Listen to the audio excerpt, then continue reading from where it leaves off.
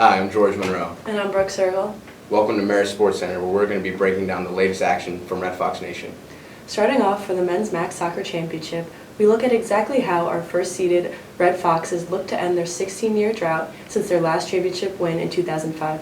Now we go to the highlights of their contest versus Ryder. It's the Marist Red Foxes taking on the Ryder Bronx in the MAC Men's Soccer Championship game.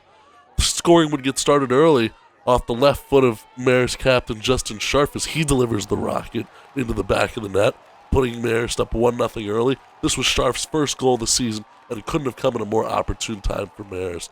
About 5 minutes later, a Ryder foul outside the 18-yard box would lead to this Kyle Galloway free kick that he's able to get past the Ryder goalkeeper, putting Marist up 2-0 early on what is Galloway's third goal of the tournament. The excitement wouldn't last long for Marist, though, as later in the first half, a ball is misplayed by the Marist defense inside the 18-yard box, leading to this goal by Tyrell Moore, Ryder getting on the board now 2-1.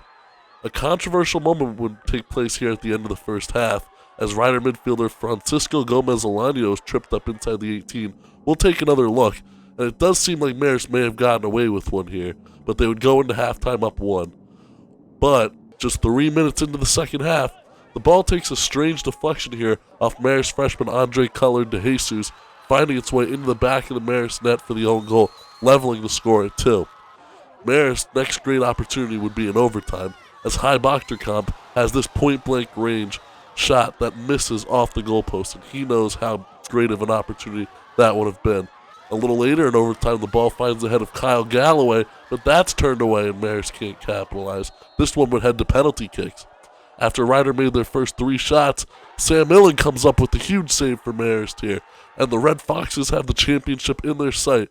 Marist would trust senior Jacob Schulman with the game on his foot, and he brings home the MAC championship to the Red Foxes. Schulman had only played 5 minutes up until that point in the game, but coach Matt Vigiano trusted him with the penalty kick that delivered the championship for Marist. This was the first time a 1 seed had won the MAC tournament since Fairfield won in 2017. For football, we have our own Red Foxes visiting Presbyterian College for this high-scoring Saturday matchup. This game had the most points scored in the last 23 years for the Red Fox football program, and the second most in history. Evan Kelly, the first-year head coach for Presbyterian, runs a very unconventional style of offense and special teams. He goes for every 4th down, always onside kicks the ball, and tries a 2-point conversion after every score. 8-0 Presbyterian at this point. Marist would recover the onside kick at the Presbyterian 43-yard line. This drive ends in this 36-yard touchdown pass from Austin Day to Sidney Person. Luke Palladino's extra point is good to make it 7-8 Presbyterian. Later in the first quarter, we have Marist at the Presbyterian 10-yard line, where Austin Day completes a 10-yard touchdown pass to Matt Stianch to put Marist in the lead 13-8.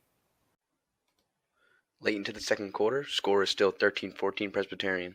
Marist has the ball at the Presbyterian 22-yard line, where Makai Johnson will run it in for a Marist touchdown to put Marist in the lead for good. Marist would go on to score 37 unanswered points. This gave Marist a chance to put in backup senior quarterback Julian McGarvey. He would throw his first career college touchdown pass to Antoine Morales for 45 yards to give Marist a final score of a whopping 57 points. And with us today, we have senior quarterback Julian McGarvey. First off, Julian, how was it scoring your first college touchdown? It was obviously a special moment. It was a long time coming. Second to last game in senior year, but nonetheless, scoring your touchdown is always a special moment. Something that you're going to forget forever. Something that you're going to remember forever.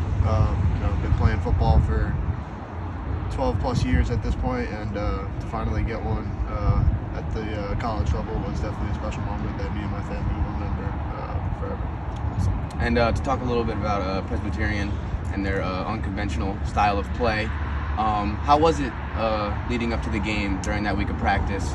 Did you have to practice a lot of onside kicks and things to game plan for their style of play? Yeah, the Presbyterian week was a very special teams heavy week. We did a lot of reps, recovering onside kicks and trying to get ready for their style of play.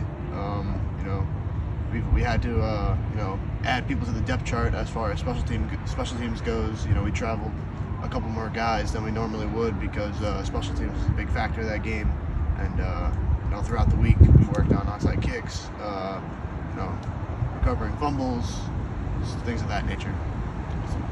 And to finish off, do you think that style of play is effective, and do you think it should kind of stay in the game of football? Personally, no. I think that you may be able to get away with that style of play at the high school level or the youth level, but it's a little different in college. Anytime you onside kick and the other team recovers it, they're getting the ball at the 50-yard line in plus territory, and working with a shorter field, which inevitably is going to lead to more points, and then your offense has to compensate that by scoring a lot. So personally, no, I don't think that style of play works at the college level. Well, we appreciate you having us, or we appreciate you coming in. Wish you well. Thanks a lot. Thank you. Have a good one. In the first half, a Marist home opener against VMI, Jake Stevens hit an early 3-point jumper to go up 3-0 early, and the scoring did not stop there. Soon after, Camden Kerfman, VMI's leading scorer, hit another 3 to go up 6-0. Ricardo Wright made a jumper from the foul line to get the Foxes on the scoreboard. Jordan Jones put the pressure on defense to help keep Marist within a 2-point game, and then quickly transitioned to offense to give the assist to Samcello Celli for the 3 to get the Foxes up by 1. Later in the half, Ricardo Wright scored one of his 3 threes on the night, putting the Foxes up 10-8. VMI was flawless with their passing to find Sean Conway for an easy layup with no pressure. Noah Harris was on fire with this 3 to tie up the game, quickly followed by a Celli 3 from the corner to put the Foxes up. Noah Harris again finds the basket with this dribble pull-up 3 to keep the Foxes on top, as Noah Harris was Marist's second leading scorer of the game with 12 points. Jordan Jones with a strong power move for the layup, and he was all over the court again as he had this huge block to keep Marist up. Raheem Sullivan with a steal and full court breakaway with the made layup and 1 to put the Foxes up 8. VMI answered back with a 3 from Kerfman to try and stay in the game. Matt Harazme got involved in the game with a deep 3 to get the lead back to 8. Ricardo Wright finished with a career-high 29 points to lead the Red Foxes past VMI in overtime to win the home opener in McCann Arena. So we are here today with Marist men's basketball guard and senior Raheem Sullivan. So you are from Toronto, Ontario, and you went to a couple of community colleges before you coming here. What made you want to come to Marist, and how has it affected you with regards to basketball? Honestly, I think I want to come here because the campus was great. Being close to home, it's like an hour away from Toronto, so I just thought being able to come here and just also be close to my family if I really wanted to go home, it wouldn't be that far. And just the experience has been good so far. I've been a leader on the team and just helping the new guys that came in to just fill their role and just do what they need to do. So this season, you're a starter, and you're currently averaging 12 points while shooting 40% from the field, along with 1.6 steals, and you notched a career high of 23 points during the first game of the season. What makes you be able to play on both sides of the ball and impact your team? Honestly, I just feel for the game, just taking what the defense gives me, because the scouting reports in our league is really, really hard, so every night teams are going to give it their best to try to stop me, so I just need to just stick to coach's game plan and just take the open shots and just do anything to help my team win. In the home opener and the second overtime thriller of this season, Marist defeated VMI 78-74. You continue to score and have a huge impact on the defensive end with your consistent defense, initiative, and awareness. Do you find it easier to score for you and your team? Honestly, I think that passing is one of my strongest traits, but I could also score the ball whenever I feel like. So I just feel like just getting my team involved first, and then like I said before, giving what the defense gives me. So if it's scoring or passing, I really could do it all. All right, thanks for taking the time with us, Raheem, and good luck in your next game on Sunday.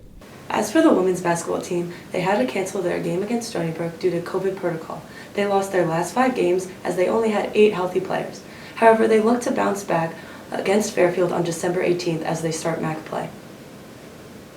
With that in mind, we thank you for joining us at Marist Sports Center to recap the action from Red Fox Nation. I'm George Munro, I'm Brooke Cergol. and we'll see you next time.